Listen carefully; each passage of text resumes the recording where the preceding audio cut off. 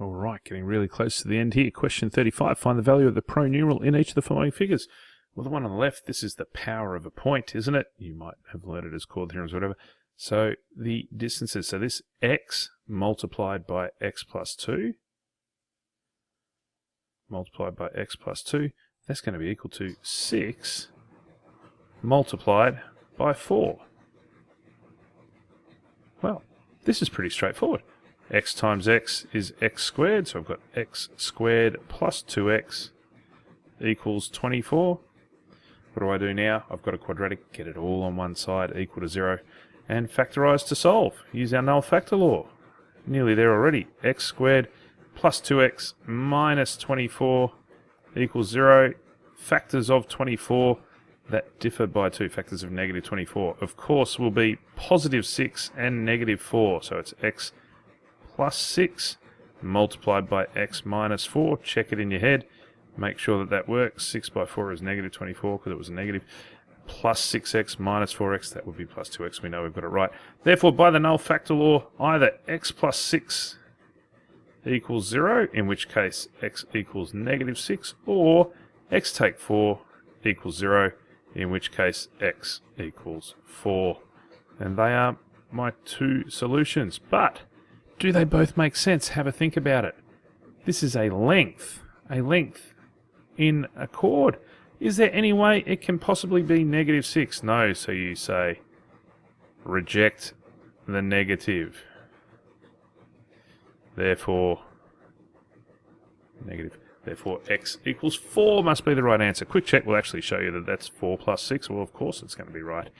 There we go, not so bad. Finally, find the value of the pronumeral in the following figures. These are similar triangles. How do I remember that they are similar triangles?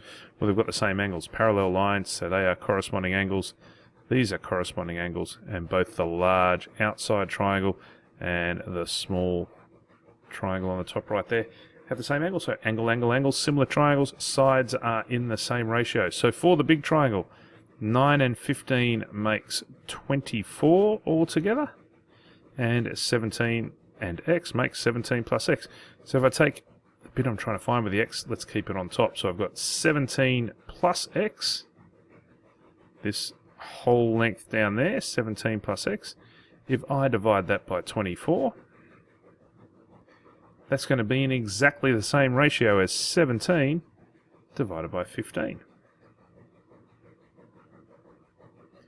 Well, this is just a matter of rearranging an equation now, isn't it? I want to get x on its own, so I'm going to multiply by 24 first. So I've just got 17 plus x on this side. I want to multiply by 24. 3 is a common factor. 3 goes into 24. I better show that for you. Here I'll go multiply by 24. So of course on the left-hand side, the 24's cancel. That's how I got to 17 plus x, because 1 times 17 plus x divided by 1. Remember, when you're cancelling, those factors of 1 are still there. They haven't just disappeared totally. But that leaves me with 17 plus x. Over here, it's 24 over 1. Okay, 3 goes into 15 5 times, and 3 goes into 24 8 times. There's no more common factors.